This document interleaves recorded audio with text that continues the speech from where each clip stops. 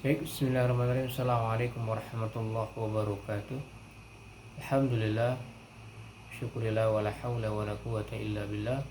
Asyhadu an la ilaha illallah wa asyhadu anna Muhammadan abduhu wa rasuluh la nabiyya ba'dah. Allahumma shalli ala sayyidina Muhammad wa ala alihi wa sahbihi wa man tabi'ahum bi ihsanin ila yaumil qiyamah. Baik, kita syukur kepada Allah Subhanahu wa taala. Pada hari ini saya akan mempresentasikan berkaitan dengan perlindungan konsumen Undang-Undang Nomor 8 Tahun 1999 yang insya Allah dalam prodi Hukum Perlindungan Konsumen yang alhamdulillah diasuh oleh Ustadz Rahmat Murdani LC.MA, disusun untuk tugas UAS saya sendiri Arif Rahman 112023000014.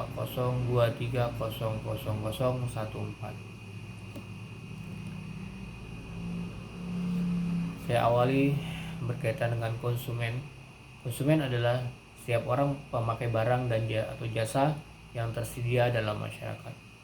Pelaku usaha, setiap orang atau badan hukum yang didirikan dan berkedudukan atau melakukan usaha di Indonesia menyelenggarakan kegiatan usaha dalam berbagai bidang ekonomi. Pasal 1 butir 1 Undang-Undang Nomor 8/1999 menyatakan bahwa perlindungan konsumen adalah segala upaya yang menjamin adanya kepastian hukum untuk memberikan perlindungan kepada konsumen dan customer atau pelanggan. Di dalam realitas bisnis tidak jarang dibedakan antara A. Konsumen adalah semua orang atau masyarakat termasuk pelanggan. B. Pelanggan adalah konsumen yang telah mengkonsumsi suatu produk yang diproduksi oleh produsen tertentu. Asas dari perlindungan konsumen ada beberapa. Pertama ada asas manfaat, asas keadilan, asas keseimbangan, asas keamanan keselamatan konsumen, dan asas kepastian hukum. Mari kita perjelas satu persatu. Asas manfaat. Asas manfaat dimaksudkan untuk mengamanatkan bahwa segala upaya dalam penyelenggaraan perlindungan konsumen harus memberikan manfaat sebesar-besarnya bagi kepentingan konsumen dan pelaku usaha secara keseluruhan. Asas keadilan. Asas keadilan dimaksudkan agar partisipasi seluruh rakyat dapat diwujudkan secara maksimal dan memberikan kesempatan kepada konsumen dan pelaku usaha untuk memperoleh haknya dan melaksanakan kewajibannya secara adil. Asas keseimbangan.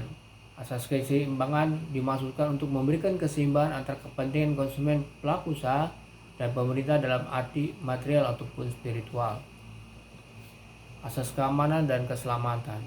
Asas keamanan dan keselamatan konsumen dimaksudkan untuk memberikan jaminan atas keamanan dan keselamatan pada konsumen dalam penggunaan, pemakaian, pemanfaatan barang atau jasa yang dikonsumsi atau digunakan. Asas kepastian hukum. Asas kepastian hukum dimaksudkan agar baik pelaku usaha maupun konsumen mentaati hukum dan memperkeadilan dalam penyelenggaraan perlindungan konsumen, serta negara menjamin kepastian hukum. Dan ada juga tujuan adanya perlindungan konsumen. Yang pertama, meningkatkan kesadaran, kemampuan, dan kemandirian konsumen untuk melindungi diri. Selanjutnya, mengangkat harkat dan martabat konsumen, meningkatkan pemberdayaan konsumen dalam memilih, menetapkan sistem perlindungan konsumen yang mengandung kepastian hukum, menumbuhkan kesadaran para pelaku usaha sehingga dalam berusaha jujur dan bertanggung jawab, meningkatkan kualitas barang atau jasa. Hak dan kewajiban konsumen, apa itu? Yang pertama, mendapatkan kenyamanan, keamanan, keselamatan dalam mengkonsumsi barang. Kedua, hak untuk memilih barang. Ketiga, hak atas informasi yang benar. Keempat, hak untuk didengar keluhannya. 5, hak untuk mendapatkan advokasi secara hukum. 6, hak mendapatkan pembinaan dan pendidikan. Yang ketujuh, hak mendapatkan ganti kerugian. Kewajiban konsumen. Yang pertama, mengikuti petunjuk informasi dan prosedur pemakaian. Yang kedua, berikat baik dalam melakukan transaksi. Yang ketiga, membayar sesuai kesepakatan. Yang keempat, mengikuti upaya penyelesaian hukum. Ada tahapan transaksi konsumen. Yang pertama, tahapan pratransaksi konsumen dalam taraf pencarian informasi.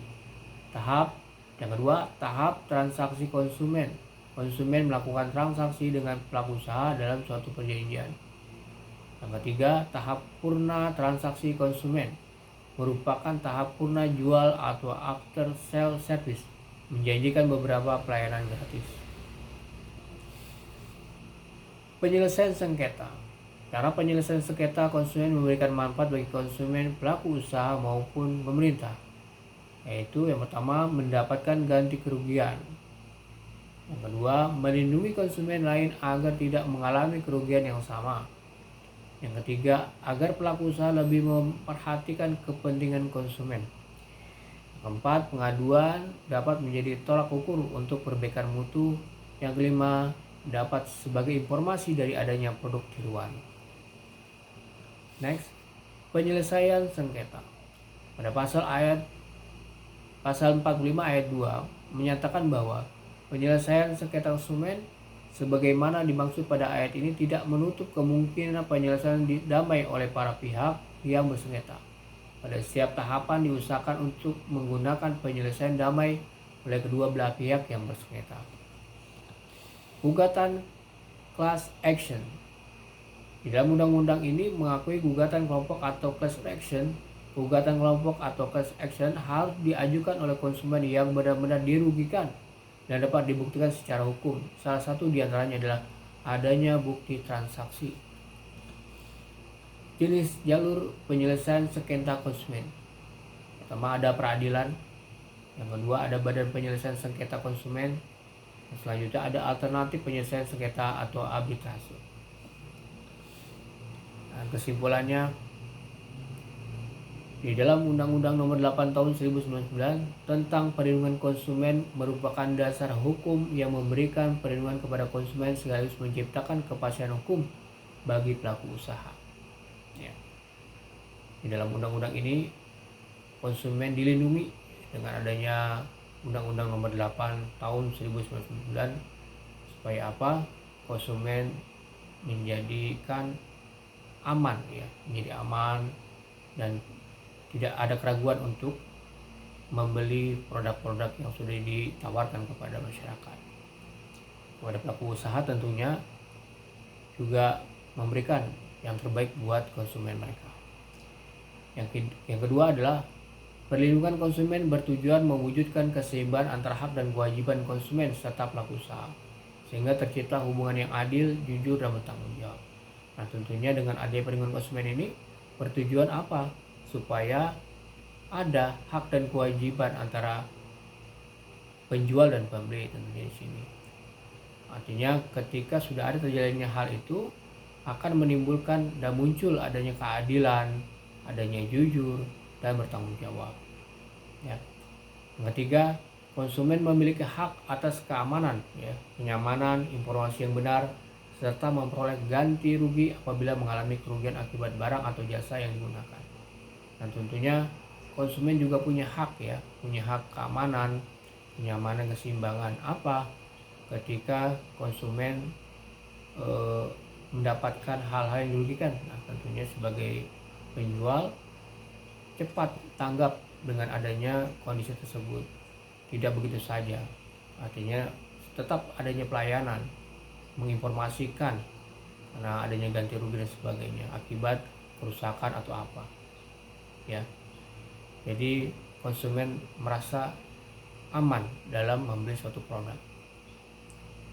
Yang keempat, ada pelaku usaha berkewajiban berikat baik, memberikan informasi yang jelas, menjamin mutu barang atau jasa, dan bertanggung jawab atas kerugian yang ditimbulkan. Nah, tentunya pelaku usaha berkewajiban berikat baik kepada konsumen. Ya, berikat baik dalam hal memberikan informasi yang jelas, ya, menjamin mutu kalau barangnya itu bagus dan sebagainya, dan bertanggung jawab ketika ada apa kerugian di antara konsumen tersebut, cepat tanggap untuk memberikan yang terbaik buat konsumen. Yang kelima, yang terakhir, penerapan Undang-Undang Nomor 8 Tahun 1999 memerlukan kesadaran hukum dari seluruh pihak, didukung oleh pemerintah dan lembaga penyelesaian sengketa agar hak-hak konsumen terlindungi dan iklim usaha yang sehat dapat terwujud. Nah, di sini ya pentingnya adanya perlindungan konsumen. Penerapan di Undang-Undang Nomor 8 Tahun 1999 tentunya adanya kesadaran hukum ya antara dua belah pihak, supaya apa, terjalin hubungan yang baik ya. Tadi disampaikan juga adanya itikat baik ya, kenyamanan secara informasi dan sebagainya, dan intinya bertanggung jawab dalam hal ini berkaitan dengan jual beli. Demikian, terima kasih yang saya sampaikan berkaitan dengan perlindungan konsumen Undang-Undang Nomor 8 Tahun 1999. Semoga ini menjadikan perbaikan buat kita dalam buat perlindungan konsumen pada jual beli hal ini. Mohon maaf apabila ada kesalahan dan kekurangan dalam presentasi saya pada hari ini. Semoga bermanfaat buat secara pribadi dan umumnya kita yang mendengarkan berkaitan dengan perlindungan konsumen. Sekian, terima kasih. Assalamualaikum warahmatullahi wabarakatuh.